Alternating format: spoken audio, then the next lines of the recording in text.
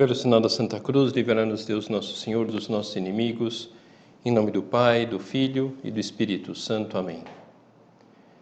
Meu Senhor e meu Deus, creio firmemente que estás aqui, que me vês, que me ouves. Adoro-te com profunda reverência. Peço-te perdão dos meus pecados e graça para fazer com fruto esse tempo de oração. Minha Mãe Imaculada, São José, meu Pai e Senhor, meu anjo da guarda, intercedei por mim.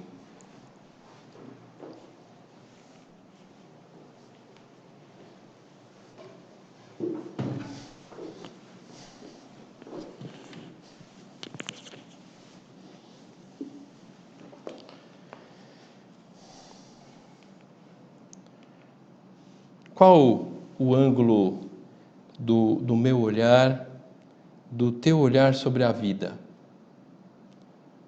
Será que podemos dizer que o nosso olhar é um olhar voltado para o horizonte, um olhar amplo?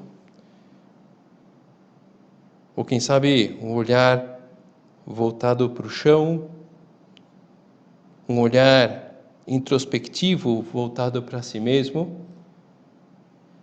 Vamos refletir no recolhimento de hoje sobre o tema de fundo da generosidade, uma das virtudes que mais contribuem para fazer a vida amável aos outros, e que podemos ir por duas definições. Uma definição técnica é a virtude, hábito adquirido daquela pessoa que se dispõe a sacrificar os seus próprios interesses em benefício dos outros. E a definição de Cristo sobre a generosidade.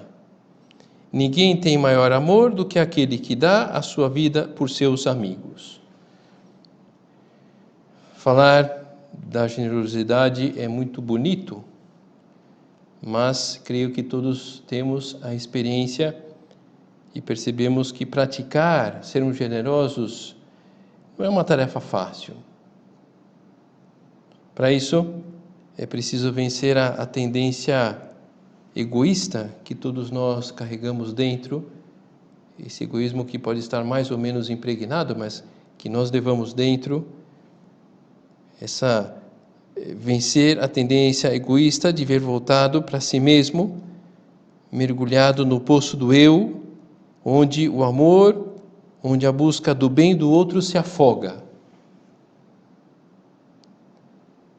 Se de repente nós percebemos que nos encontramos mergulhadas nesse poço do eu, onde a busca do bem do outro se afoga, vamos tentar, se for o caso, e de repente o recolhimento de hoje pode ser uma oportunidade para sair desse poço que nos afoga, ou pelo menos que nós meditemos um pouco para passar longe desse poço.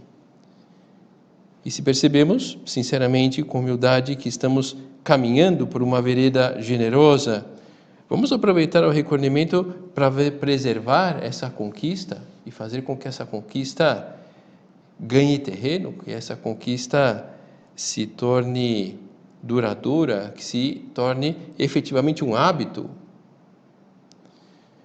Uma ideia que nós vamos explorar na primeira meditação do recolhimento é que, para alcançarmos um espírito de doação como o de Jesus, a disposição de sacrificar nossos interesses em benefício dos outros e dar a vida, é preciso vencer a mediocridade. Essa, creio que é uma palavra que a todos nos repugna. A pessoa medíocre, acho que nenhum de nós passa pelo nosso interior ser uma pessoa desse tipo. Queremos fugir da mediocridade. Por isso a generosidade, por isso os ideais grandes, os ideais elevados. Um projeto de vida que passa pela paciência, que é o tema, continuando nesse tema de fundo da generosidade, mas focada nesse tema da paciência que nós veremos na segunda meditação. Então vamos avançar no tema, poderíamos considerando uma realidade. E qual é essa realidade? Que em todas as pessoas, em cada um de nós, há uma série de forças latentes. São capacidades, talentos, aptidões que estão esperando o momento de se manifestar. Creio que assusta pensar que muitas dessas forças latentes podem ir para o nosso túmulo, sem termos tentado desenvolvê-las. Seria uma pena. Presentes, dons que nós recebemos de Deus, mas que não chegamos nem mesmo a desembrulhá-lo, para dizer de uma forma. A pessoa que tem talento de liderança, por exemplo, mas que não se manifestou pelo medo de lançar-se e ficar mal diante dos demais. Aquele outro que possui uma veia empreendedora, mas que está em estado bruto por receio do vento contra. Quem poderia ser um grande santo, uma grande santa, mas se contenta com ir tocando o barco da vida. O sujeito com especiais dotes de simpatia, que poderia ser um grande apoio para levar as pessoas a Deus, mas que não se decide sair do próprio casulo. De fato, dá pena ver tantas possibilidades grandes sendo enterradas. Por isso, se diz que o medíocre é um traidor da própria vida. As pessoas de valor, por outro lado, são aquelas que podiam ser algo, desenvolveram suas capacidades, superaram a mediocridade e chegaram onde chegaram. E como entender propriamente essa distinção entre poder ser algo e ser de verdade? Quem sabe essas palavras de Cristo que nós lemos no Evangelho de São João possa servir para nós de caminho. Se o grão de trigo caído na terra não morrer, fica ele só, mas se morrer, dá muito fruto. Nós somos o grão de trigo. São José Maria Escrivá, ele diz lá em Caminho, nenhum ideal se torna realidade sem sacrifício. E podemos pensar aqui em qualquer ideal, não somente a santidade, um ideal cultural, um ideal profissional, um ideal artístico, um ideal cristão. Mas olha, eu sinceramente, eu não quero isso de morrer pelo sacrifício, porque eu quero me preservar. Perfeito. Nós podemos escolher esse caminho, nós somos livres. Mas o que vai acontecer? Chegaremos ao final da vida como uma semente no vidrinho,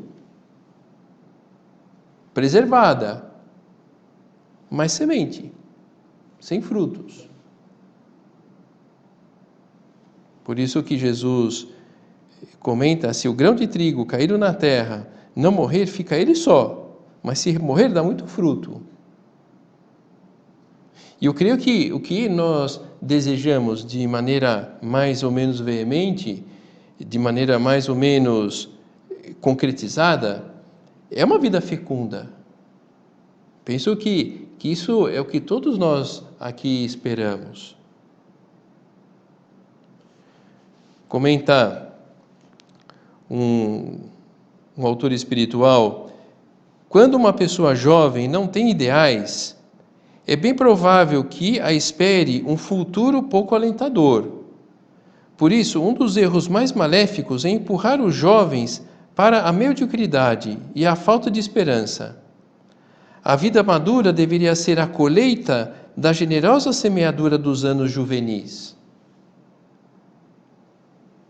E a gente acaba vendo pessoas que se lamentam muitas vezes de, poxa vida, eu podia, quando jovem, ter plantado mais. Ou plantado algo, porque agora eu não tenho o que colher, porque não foi plantado. Ou, quem sabe, dentro desse pensamento, quando uma pessoa jovem não tem ideais, é bem provável que a espere um futuro pouco alentador. Poxa, mas eu já não sou mais tão jovem. Pois é, mas nunca é tarde para começar, nunca é tarde para recomeçar, e além disso, todos nós aqui temos um futuro. Depende da nossa generosidade agora que o nosso porvir seja alentador. Generosidade é a virtude daquele que se dispõe a sacrificar os seus próprios interesses em benefício dos outros. Ninguém tem maior amor do que aquele que dá a sua vida por seus amigos. Há um milagre realizado por Jesus que pode, quem sabe, ajudar-nos na nossa meditação, na nossa oração mesmo. Essas meditações, de alguma forma, servem para impulsionar um diálogo com o nosso Senhor. Está lá no capítulo 13 de São Lucas. Jesus estava ensinando numa das sinagogas no sábado. E estava ali uma mulher que tinha um espírito de enfermidade havia já 18 anos. E andava encurvada e não podia de modo algum endireitar-se. Vendo a Jesus, chamou-a e disse-lhe: Mulher, estás livre da tua enfermidade. E impôs-lhe as mãos, e imediatamente ela se endireitou e glorificava a Deus. E na cena, o chefe da sinagoga ele fica indignado com aquilo, porque Jesus havia curado no sábado, algo que era abominado pelos judeus. Não propriamente indignado com o milagre, mas a realização de qualquer tipo de trabalho era vedado aos judeus. Interessante como o chefe da sinagoga fica furioso e, ao mesmo tempo, ele não se dirige a Jesus. Ele vai lançando acusações ao ar. 6 dias há em que se deve trabalhar. Vinde, pois, neles para seres curados, e não no dia de sábado. Respondeu-lhe, porém, o Senhor: Hipócritas, no sábado não desprende da manjedoura cada um de vós o seu boi ou jumento para o levar a beber? E não devia ser solta desta prisão no dia de sábado, esta que é filha de Abraão, a qual há 18 anos Satanás tinha presa? E dizendo ele essas coisas, todos os seus adversários ficavam envergonhados, e todo o povo se alegrava por todas as coisas gloriosas que eram feitas por ele. Vamos entrar na cena. Vendo-a, Jesus chamou-a. Não foi necessário que a doente pedisse a cura. Foi Jesus quem se adiantou, teve a iniciativa. O chefe da sinagoga, ele estava voltado para si, apegado ao fato de que aquela cura não era interessante, já que a popularidade de Jesus ia crescendo, e com isso o chefe da sinagoga poderia perder um pouco o seu papel de protagonismo. Jesus é movido pela compaixão, o chefe da sinagoga movido pela inveja. Uma das formas mais tristes de mediocridade é a inveja. O chefe da sinagoga, invejoso da fama de Cristo. Então vamos voltar àquela mulher que foi curada. Qual era o mal? Andava encurvada e não podia de modo algum endireitar-se. Só podia olhar para o chão, não podia vislumbrar um horizonte mais amplo. Vamos fazer um teste, pode ser até um pouco infantil, mas anda uns minutos somente olhando para o chão. Creio que não é da perspectiva mais agradável para se caminhar por aí. Por isso Jesus compara a situação daquela mulher a uma prisão. Não devia ser solta desta prisão no dia de sábado, esta que é filha de Abraão, a qual há 18 anos Satanás tinha presa? De certa maneira, isso que lhe acontecia havia 18 anos, acontece na vida de muita gente hoje. os olhos baixos, um horizonte pequeno, uma visão pobre da vida. Infelizmente, isso acontece com muita gente e não estamos isentos de cair numa tentação semelhante. Só vê o que está perto, um horizonte pouco amplo da vida. E isso se manifesta pela vaidade, pela preocupação excessiva com a imagem diante dos outros, o desejo de ter, de status, em geral relacionado com o anterior, para ficar bem, melhor que os outros. A escravidão diante dos padrões impostos desde fora, impostos pela moda, pelo comportamento, pelo pensamento.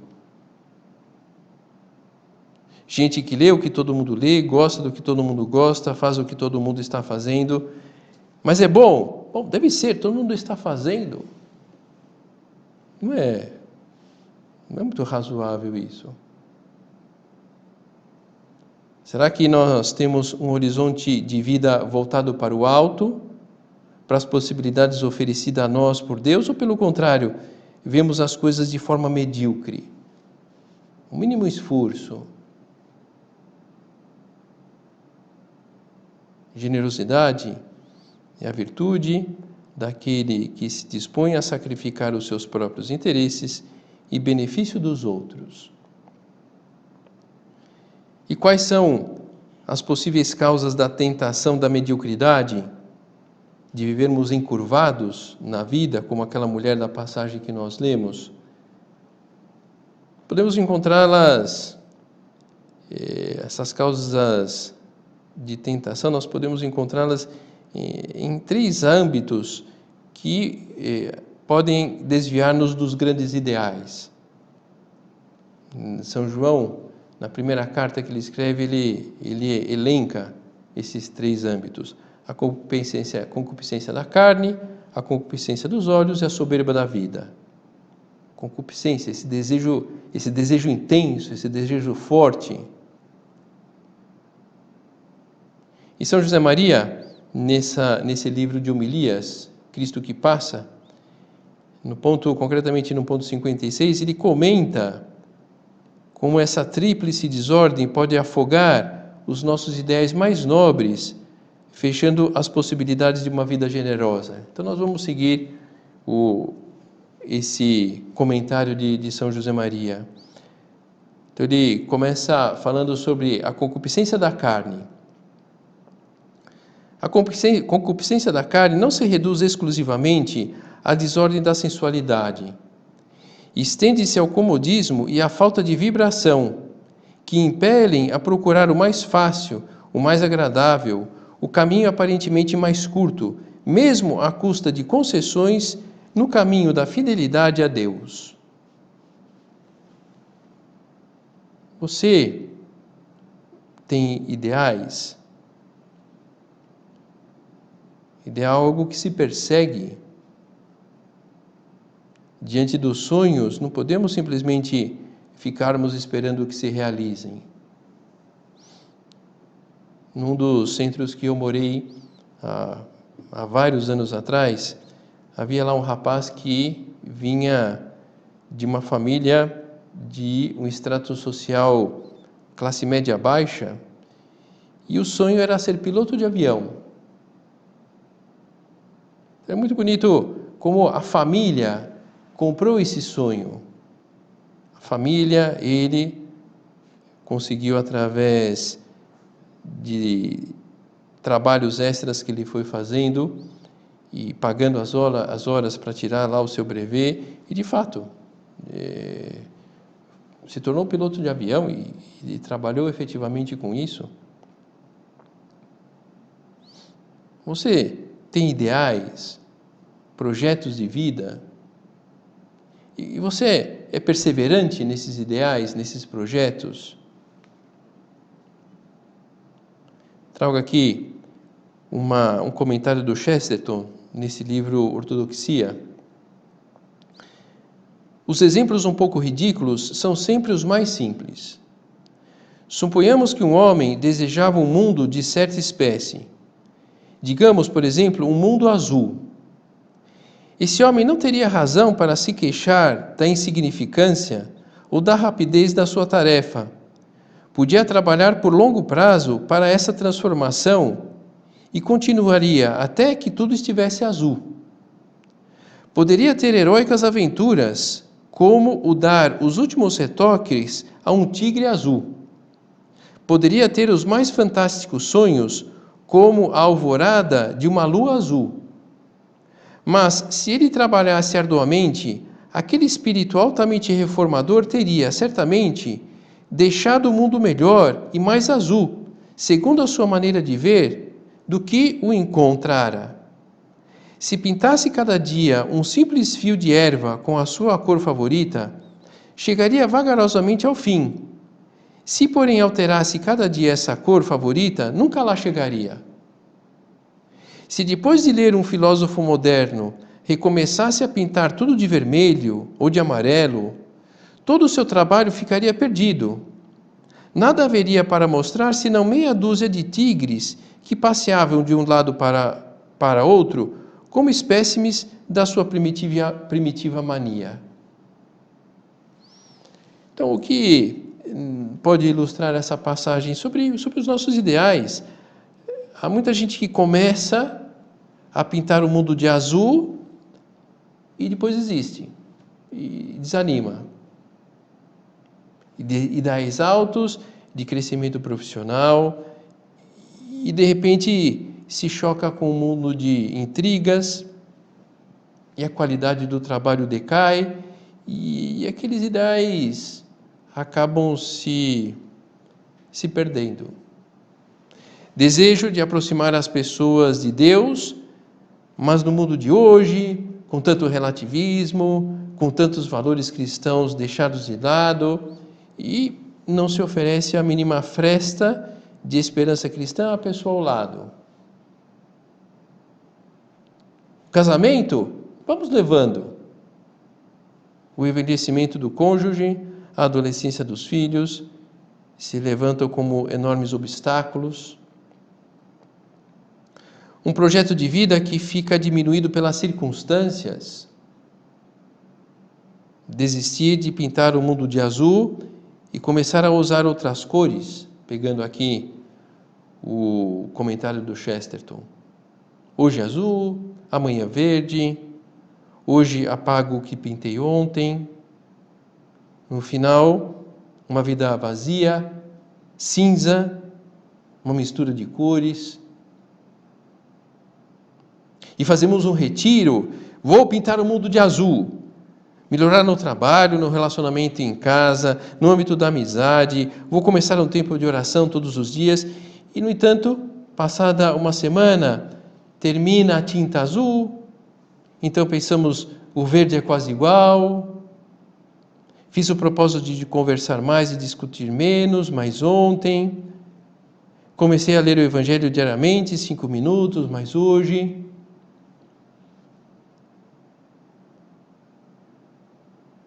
Outro inimigo é a concupiscência dos olhos, uma avareza de fundo que leva a apreciar apenas o que se pode tocar. Os olhos que ficam como que colados às coisas terrenas, mas também os olhos que, por isso mesmo, não sabem descobrir as realidades sobrenaturais. Portanto, podemos entender a expressão da Sagrada Escritura como uma referência à avareza dos meios materiais e, além disso, a essa deformação que nos leva a observar o que nos rodeia, os outros, as circunstâncias da nossa vida e do nosso tempo, com visão exclusivamente humana. Muitas pessoas não conseguem olhar para o alto porque estão com o olhar colado no colorido da realidade material, porque estão presas ao consumismo, ao hedonismo, a esse desejo de prazer a qualquer custo. Pensemos, por exemplo, na escravidão das pessoas que se sentem obrigadas a demonstrar um certo padrão de vida. Não posso continuar com esse celular que já saiu de linha. Eu preciso fazer uma viagem para o exterior, não sei para quê, mas eu preciso. Eu não posso continuar andando com esse carro velho, afinal de contas já tem 2 anos, é muito humilhante. Não se trata aqui de não ter bens materiais, mas de estar desprendidos deles, estarmos desprendidos deles. E como saber o grau de desprendimento ou de apego aos bens materiais? Pelo nosso grau de dramaticidade ao ver que não temos, que não somos, que não fomos, que não alcançamos aquilo que tanto nos apetece. Porque desanimamos, porque ficamos irritadiços, porque ficamos tristes. Os olhos da alma embotam-se, a razão julga-se autossuficiente e capaz de entender todas as coisas prescindindo de Deus. Arrastada por essa tentação, a inteligência humana considera-se o centro do universo. Entusiasma-se novamente com os sereis como deuses. E, enchendo-se de amor por si mesma, vira as costas ao amor de Deus. Desse modo, a nossa existência pode entregar-se sem condições às mãos do terceiro inimigo, a supérbia vitae. Não se trata simplesmente de pensamentos efêmeros de vaidade ou de amor próprio. É um endurecimento generalizado. Não nos enganemos, porque tocamos o pior dos males, a raiz de todos os extravios, a soberba. O chefe da sinagoga, assim aqui, estava curvado pela soberba, por causa daquela inveja que ele sentia da popularidade de Cristo. E não consegue enxergar o próprio Deus diante dele. Tanto era a sua soberba que se sente no direito e com a autoridade de dar uma boa bronca em Cristo por ter curado no sábado. Aquela mulher encurvada, ela percebeu Cristo, ela percebeu que estava diante de Deus.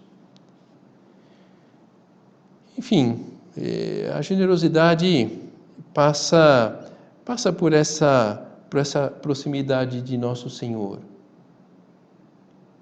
Algo que é muito próprio de Jesus, basta olhar a sua passagem pela terra, de voltar-se para os outros, de estar pendente dos outros, o desejo de curar, o desejo de ensinar, o desejo de que as pessoas mudassem de vida, justamente porque estavam muito voltadas para si mesmas. E lógico, com a mesma experiência que nós temos, de termos um relativo prazer, satisfação ao olhar para nós mesmos, porque senão não faríamos isso, mas percebemos como os resultados são infrutíferos e como nós gostamos, como nós admiramos, talvez até invejamos, melhor, mais do que invejar, é querer seguir o mesmo caminho dessas pessoas com grandes ideais, seguir o caminho dessas pessoas que se doam, essas pessoas generosas, essas pessoas abertas aos outros. Não tanto essas grandes figuras que saem um pouco do cotidiano, os grandes santos, grandes benfeitores da sociedade, mas ali no dia a dia, aquele colega de trabalho que está para os outros. Me vem agora à cabeça, na época da escola, um amigo que era justamente esse protótipo da pessoa generosa, e sobretudo que era um dos melhores alunos da classe. Então estava sempre disposto a ajudar, estava sempre disposto a tirar dúvidas, e era um grande amigo e se envolvia com muitas pessoas. Creio que todos nós atrai essa realidade. Se estamos mais ou menos distante, enfim, o recolhimento é um momento para pensarmos e para avançarmos nesse caminho da generosidade. Vamos pedir a Nossa Senhora forças para cultivar um olhar elevado perante a vida. Isso nos abre a possibilidade da generosidade, assim, seremos essas pessoas generosas, conseguiremos ter grandes ideais e conduzi-los para Deus, ao mesmo tempo que conseguimos, pela graça de Deus, levar a Ele muitas pessoas, muita gente que está à nossa volta.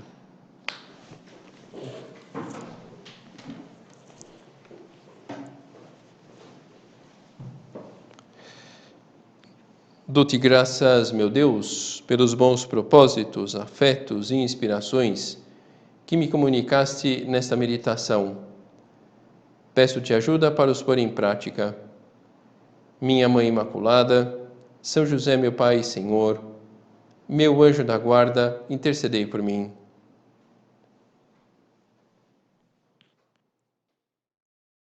Exame, atos de presença de Deus.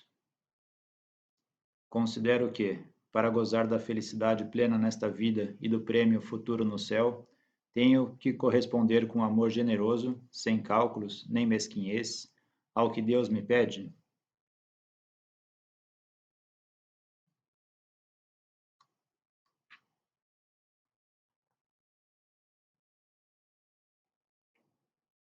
Jesus ensinava que é estreita a porta e apertado o caminho que conduz à vida. Estou decidido a seguir o ideal cristão com grandeza de alma, com generosidade, sabendo que nenhum ideal se torna realidade sem sacrifício.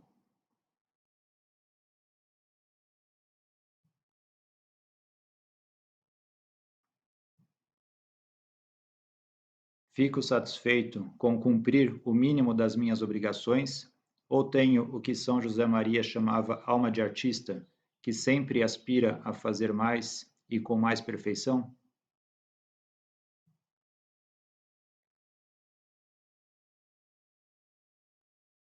Compreendo que a paciência é um reflexo do amor e da generosidade do coração e que as dificuldades cotidianas perturbam mais as almas que são egoístas e centradas em si mesmas do que as almas generosas.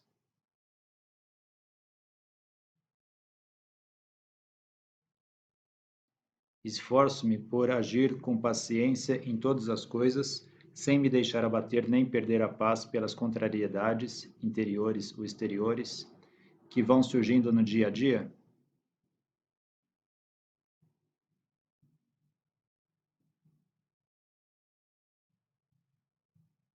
Queixo-me com frequência das contrariedades, perco a paciência com os que me cercam. Por outro lado, percebo a infinita paciência que Deus tem comigo.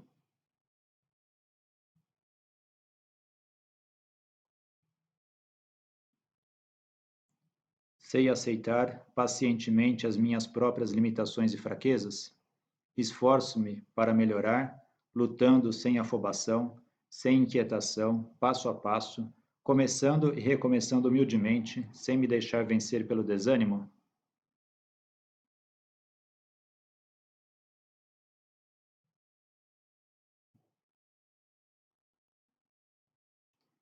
Em vez de me queixar ou de me comparar com outros, procuro agradecer a Deus as possibilidades que me dá de crescer sempre mais na bondade, no amor e nas virtudes, sejam quais forem as circunstâncias ou dificuldades da vida.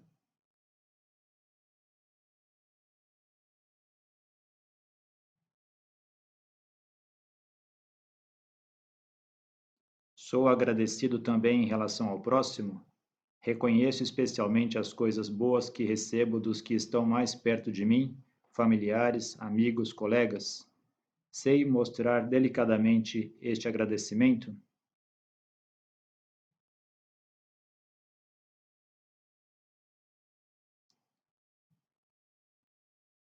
Estou disposto a colocar as necessidades do próximo, em primeiro lugar, as dos meus familiares, por cima do meu comodismo e das satisfações puramente pessoais.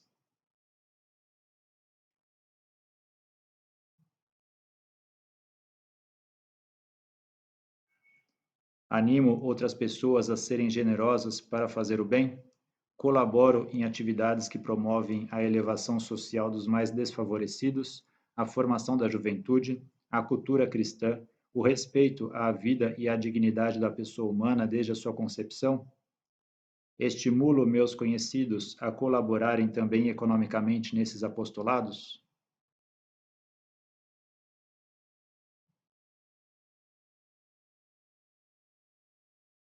Ato de contrição.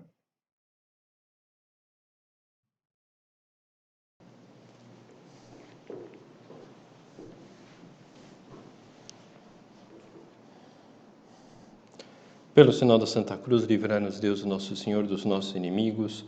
Em nome do Pai, do Filho e do Espírito Santo. Amém. Meu Senhor e meu Deus, creio firmemente que estás aqui, que me vês, que me ouves. Adoro-te com profunda reverência. Peço-te perdão dos meus pecados e graça para fazer com fruto esse tempo de oração. Minha Mãe Imaculada, São José, meu Pai e Senhor, meu anjo da guarda, intercedei por mim.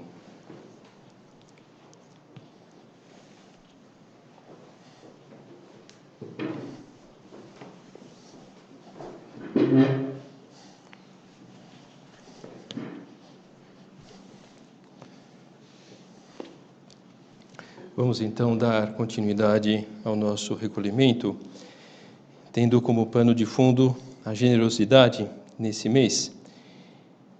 Lembramos aquelas duas definições que víamos na primeira meditação sobre a generosidade: a virtude daquele que se dispõe a sacrificar os seus próprios interesses em benefício dos outros. Uma definição mais técnica, e depois aquela definição, para dizer de alguma forma, dada pelo próprio Cristo. Ninguém tem maior amor do que aquele que dá a sua vida por seus amigos. E onde se dá propriamente o encontro entre a generosidade e a paciência, que é o que nós vamos comentar um pouco nessa segunda meditação, dentro ainda do tema da generosidade, a paciência. Então, como que se dá o encontro dessas duas virtudes? No amor. A paciência, tão necessária para quem deseja para si um projeto de vida generoso, se caracteriza pela capacidade de sofrer dignamente. Podemos dizer a paciência, uma definição assim muito concisa, a arte de sofrer bem. E o sofrimento só tem sentido quando está por trás do motivo justo. Creio que nenhum de nós gosta, aprecia o sofrimento pelo sofrimento. Nós aceitamos o sofrimento porque vemos um bem por detrás daquilo que está nos fazendo sofrer agora. O sofrimento só tem sentido quando está por trás do motivo justo, e a paciência consiste em saber sofrer serenamente, generosamente, sem queixas, por amor a alguém. São Paulo já falava disso, concretamente ele explica aos Coríntios, lá na sua primeira carta, está no capítulo 13, a caridade é paciente, a caridade é bondosa, não tem inveja. A caridade não é orgulhosa, não é arrogante nem escandalosa. Não busca os seus próprios interesses, não se irrita, não guarda rancor. Não se alegra com a injustiça, mas se rejubila com a verdade. Tudo desculpa, tudo crê, tudo espera, tudo suporta. A caridade jamais acabará. O amor jamais acabará, a capacidade de amar é infinita e podemos cada vez amar mais através dessa luta por sermos pessoas pacientes e vemos como isso de alguma forma está conectada com o tema da generosidade. A virtude daquele que se dispôs a sacrificar os seus próprios interesses em benefício dos outros. E por amor a Nosso Senhor, em primeiro lugar, logicamente é amor a essas almas, mas amor, Nosso Senhor se alegra quando a gente se sacrifica pelos outros, se alegra quando nós somos pacientes. E vemos como em Cristo esse comportamento paciente se materializa.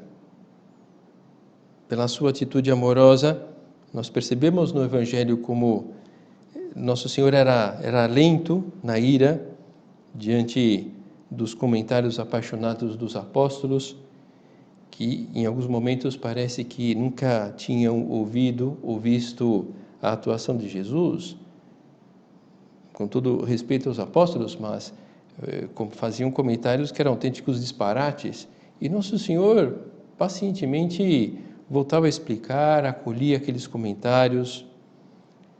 E Nosso Senhor era paciente diante dos maus modos lá dos escribas e fariseus, que se sentiam no dever, ou melhor, tinham apropriado uma autoridade que era do próprio Deus, que era de Cristo, que é Deus.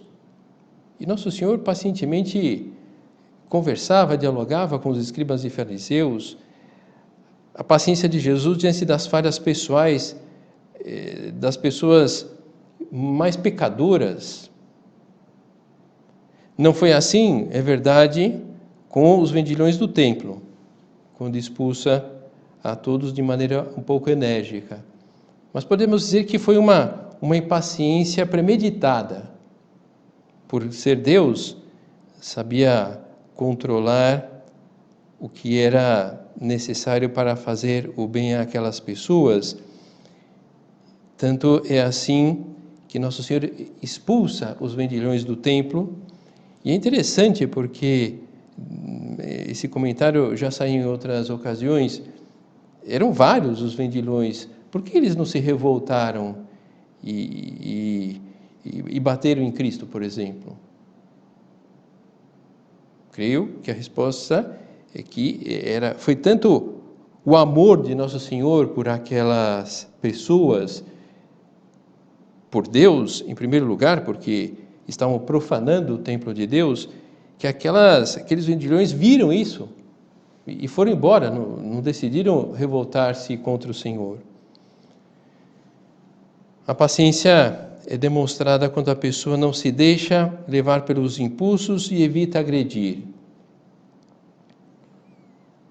Então nós devemos deixar que nos maltratem continuamente, nós devemos tolerar qualquer tipo de agressão, permitir que nos tratem como objetos? Isso não. Mas seria bom que desenvolvêssemos uma tolerância diante dos pequenos atritos do dia a dia. O problema é quando exigimos que as relações sejam celestiais ou que as pessoas sejam perfeitas, ou quando nos colocamos no centro e esperamos que só se cumpra a própria vontade.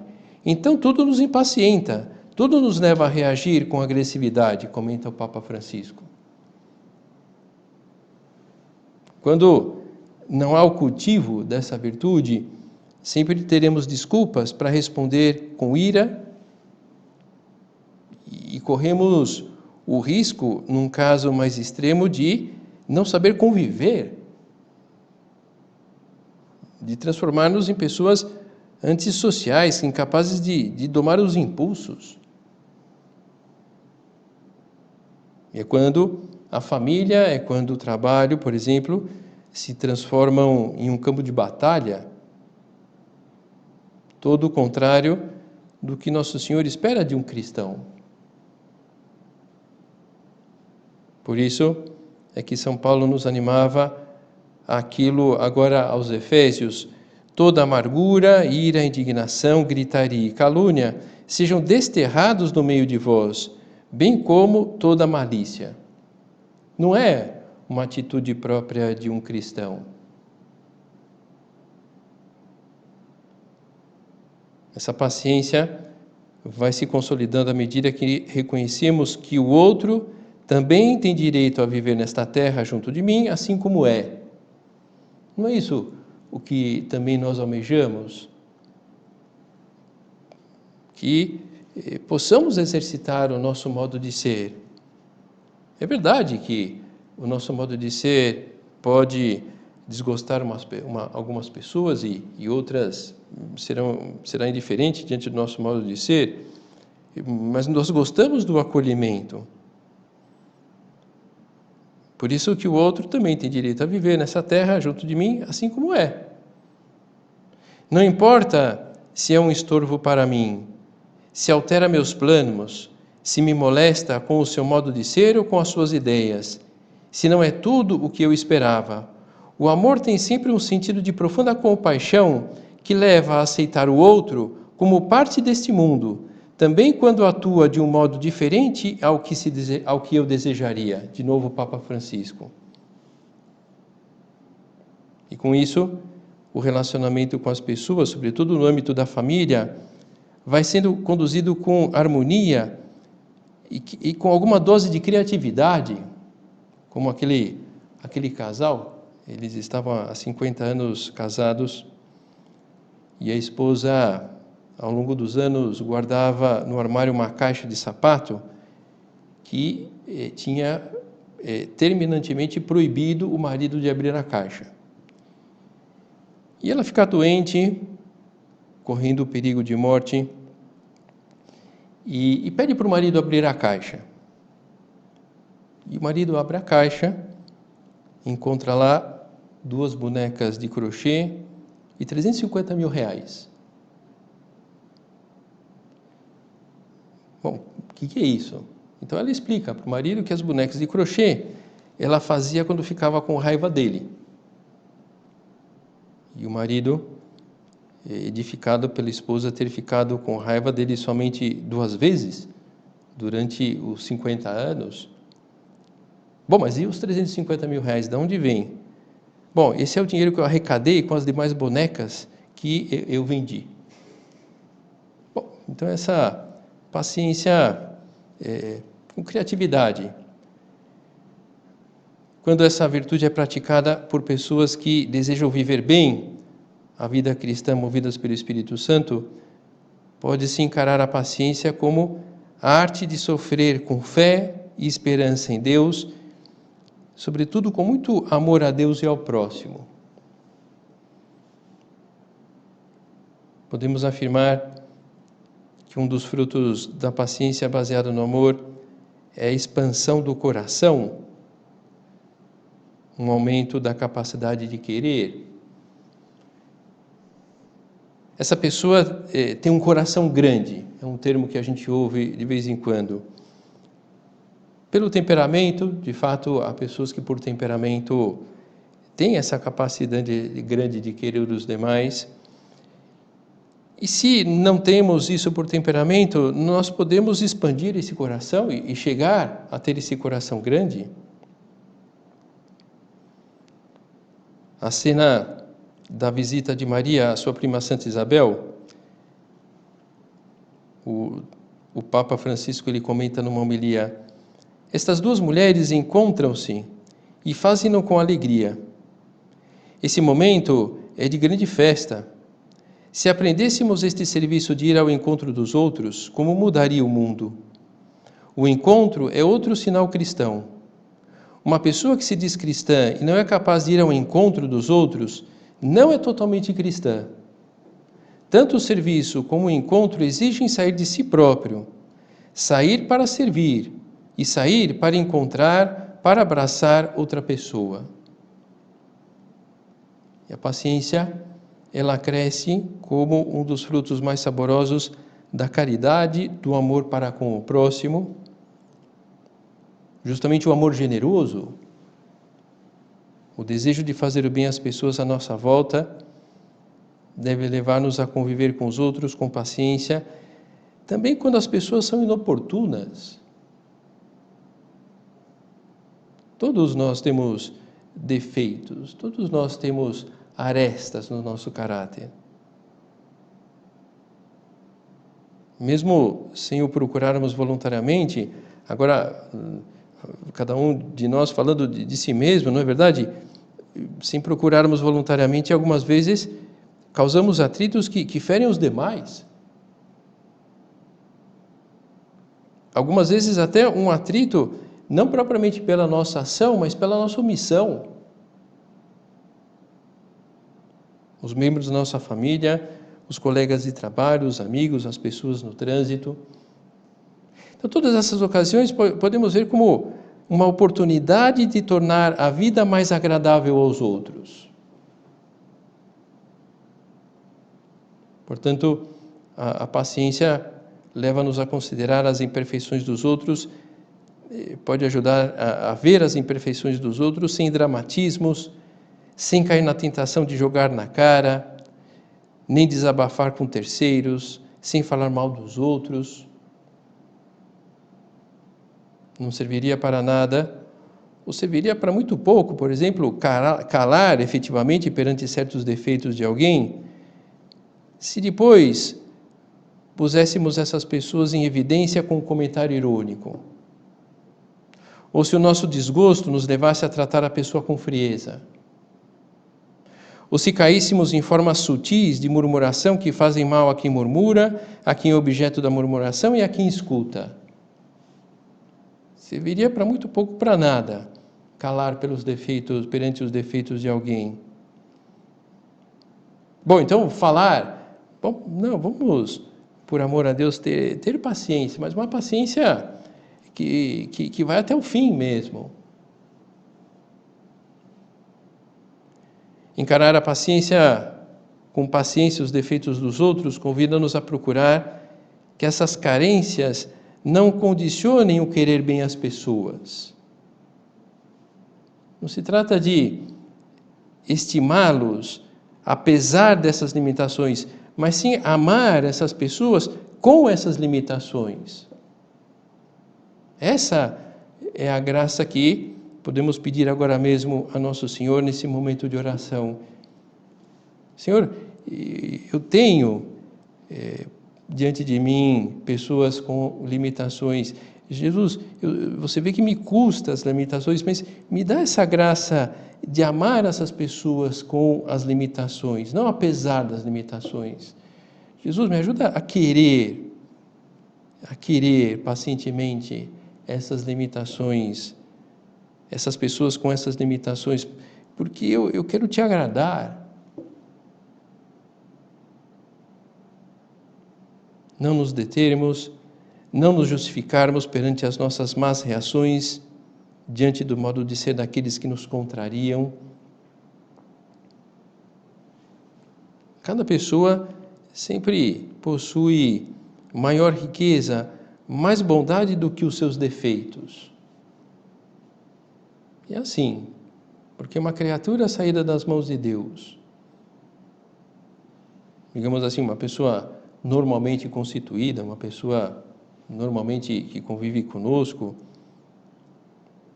cada pessoa sempre possui maior riqueza, mais bondade do que os seus defeitos. Se trata de procurar, é verdade.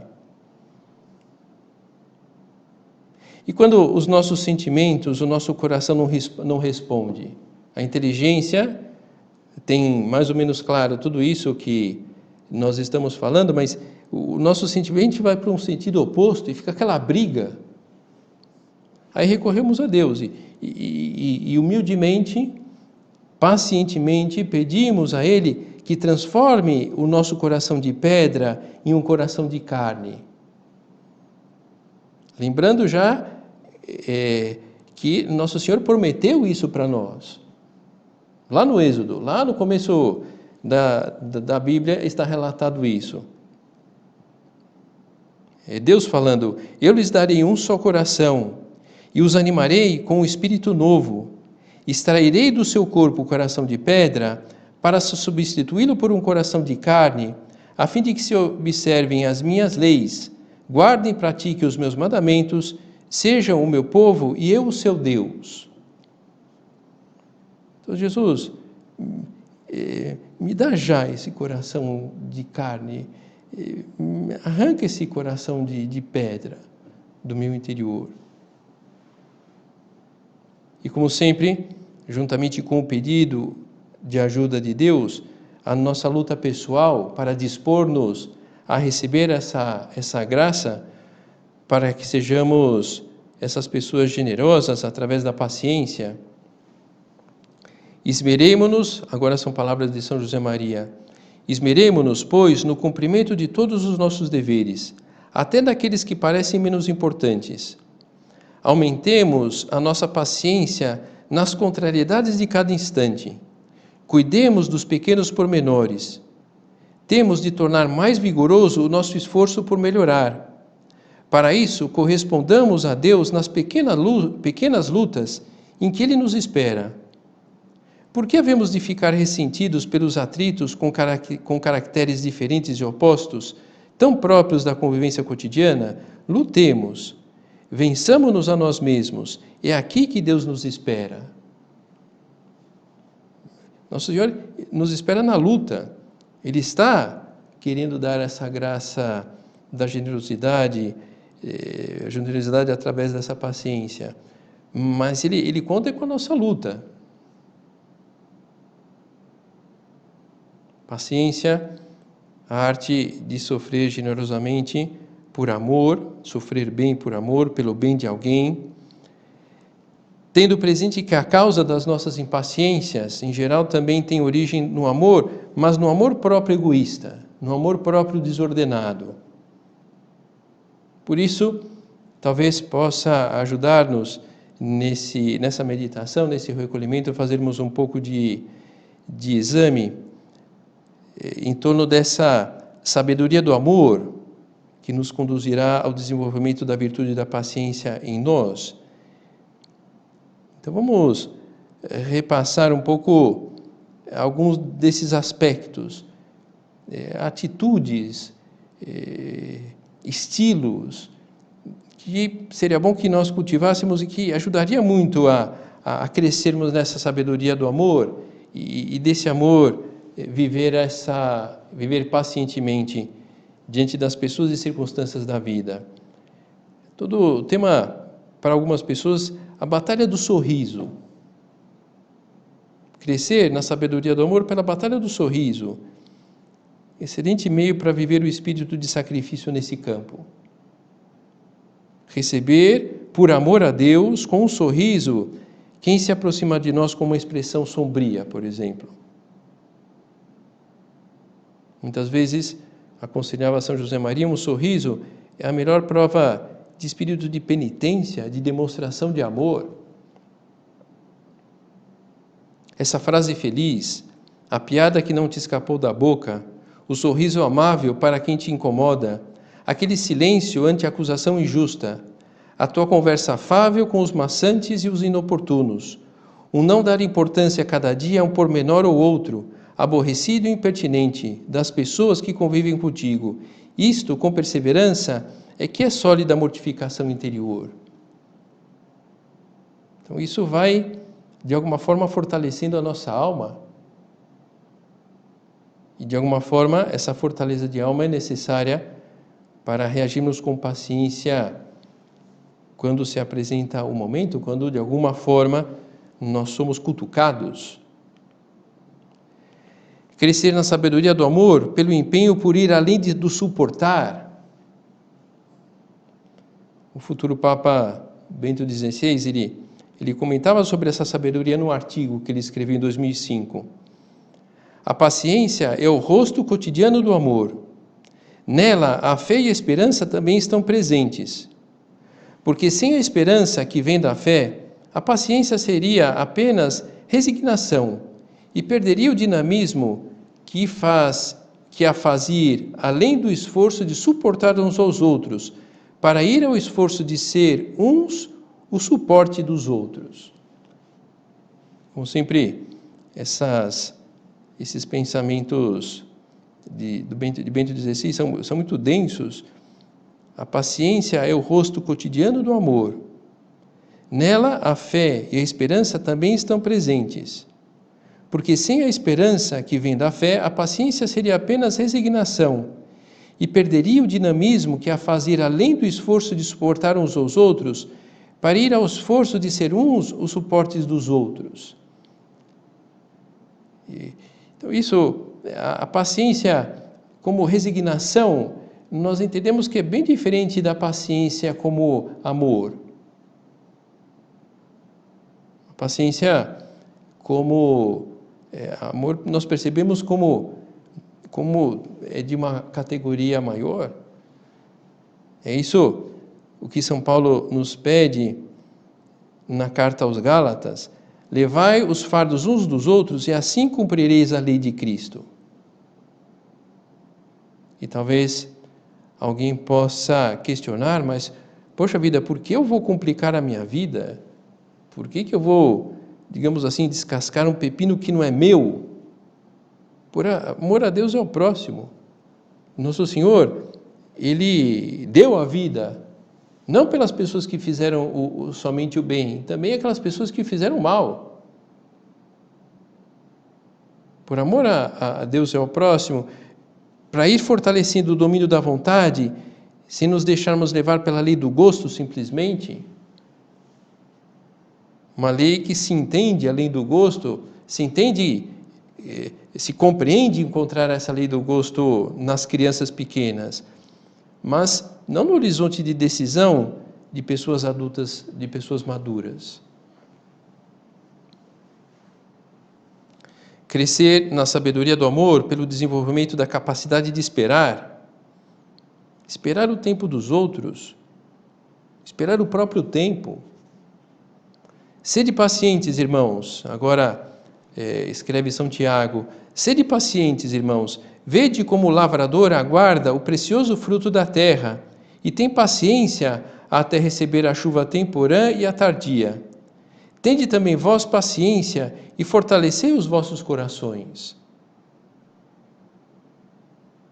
São José Maria também fala dessa paciência.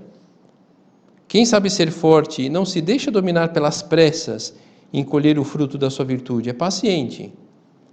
A fortaleza leva-o a saborear a virtude humana e divina da paciência. E esta paciência é que nos leva também a ser compreensivos com os outros, persuadidos de que as almas, como bom vinho, melhoram com o tempo. Então, saber que isso acontece. Isso acontece com os outros e, lógico, conosco também. A quem, no entanto, continua São José Maria, depois de ter implorado a ajuda de Deus e posto a sua coragem e as suas forças no combate, é vencido uma vez e outra.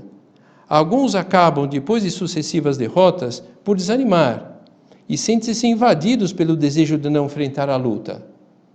Será que Deus não calculou até o último grau de resistência à força dos nossos músculos? Será que não nos conhece plenamente? Lutemos, pois, cheios de perseverança e de confiança, sem desanimar por não podermos desarraigar de nós tal defeito, ou acostumar-nos à prática de tal virtude, sabendo que Deus não permitirá que as nossas forças se esgotem sem conseguirmos o que só pela sua glória empreendemos. Acaso, quando estamos mais desalentados, não vamos já alcançando a vitória? Se tivermos respondido bem à prova que queria experimentar a nossa paciência ou a nossa esperança, e nos tivermos esforçado tanto quanto podíamos, o triunfo, sem dúvida, aproxima-se já das nossas mãos. Saber esperar, mas tendo presente tudo isso, sobretudo que Nosso Senhor, Ele está atuando. Muitas vezes a gente ouve na direção espiritual: poxa, padre, eu rezo, mas Deus não faz nada. Claro que faz. Claro que Ele está ouvindo aquilo que nós estamos pedindo. Deus sabe mais. Crescer na sabedoria do amor pela batalha no calar. Como é importante calar quando a ira, quando a impaciência fervilham dentro de nós. Não repreendas quando sentes a indignação pela falta cometida. Espera pelo dia seguinte, ou mais tempo ainda. E depois, tranquilo e com a intenção purificada, não deixes de repreender. Conseguirás mais com uma palavra afetuosa do que com 3 horas de briga. Falar e retrucar e cair no bate-boca, por não saber calar, é que vem o descontrole, é que vem o desentendimento e, infelizmente, algumas vezes até uma briga. Então, saber calar e também saber falar, crescer na sabedoria do amor pela batalha no falar. Quando a impaciência nos ataca, a primeira coisa que deveríamos fazer, depois de esforçar-nos por calar, é falar com Deus daquilo. Justamente para encaminhar de alguma forma. Quando se fala de calar, de fato, é não comentar nada, mas nós temos que extravasar isso de alguma forma, senão esse negócio vai ficar corroendo no nosso interior. Vamos falar com Deus. Vamos falar da nossa indignação com Deus. Não sei. De repente, aquela vontade de xingar aquela pessoa, a gente xinga com Deus, mas com o nosso Senhor. E ouvimos também o que Ele tem para nos dizer. O que não é bom nesses momentos? O monólogo. Esse ficar falando conosco próprios. Esses debates íntimos da imaginação esquentada que só aumentam a fúria e a amargura interior. Menos ainda, falemos irados com a pessoa que provocou a impaciência, querendo mostrar-lhe que nós temos razão e ela não. Tendo presente que não estão no céu somente os que têm razão. Primeiro, portanto, e às vezes por muito tempo, falemos com Deus, fazendo oração. A típica oração do "tô assim". Senhor, eu tô irrequieto. Senhor, eu tô ansioso, eu tô irado, eu tô com raiva. Procurando ao mesmo tempo ver com Deus a verdadeira dimensão das coisas. Jesus, você está vendo como eu estou vendo isso, o que eu estou sentindo, essa raiva, mas e você? Como que você vê esse assunto? Como que você vê essa passada para trás de um colega de trabalho que eu recebi hoje? Como você vê esse filho que não sai do lugar e isso está me tirando do sério? Senhor, como que você vê aqui a minha esposa, o meu marido com as suas manias? Senhor, você mesmo parece que sumiu, que você não atua, que você não liga para aquilo que eu estou passando, por aquilo que eu estou te pedindo. E nosso Senhor vai falar. Pedir forças para carregar a cruz com serenidade, quando nós de fato já identificamos que é a cruz e eu quero carregar a cruz de Cristo, mas eu não estou conseguindo. As contas que não fecham, a doença da sogra, as notas baixas da filha. Suplicando a Nosso Senhor que nos comunique um pouco daquela paciência com que Cristo enfrentou o juízo iníquo, o caminho da cruz, a crucifixão. Vamos terminando a nossa meditação, o nosso recolhimento, pedindo ajuda à nossa Mãe do Céu, que nos dê o amor a Deus necessário, a generosidade, essa visão ampla da vida generosa que essa virtude nos concede, e essa generosidade, através da paciência, através desse amor a Deus e às almas, esse amor tão necessário para enfrentarmos as batalhas que nos esperam na luta pessoal, no relacionamento com as pessoas à nossa volta, de tal modo que seja uma batalha com qualidade de vida, para dizer uma forma, um termo aí que está muito presente hoje no nosso vocabulário. Qualidade de vida porque está sendo uma batalha onde eu estou amando nessa batalha, e não simplesmente aguentando, não simplesmente suportando as cargas do dia a dia.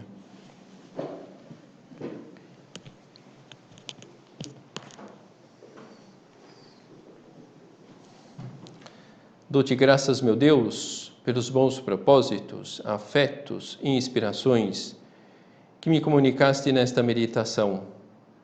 Peço-te ajuda para os pôr em prática. Minha Mãe Imaculada, São José, meu Pai e Senhor, meu anjo da guarda, intercedei por mim.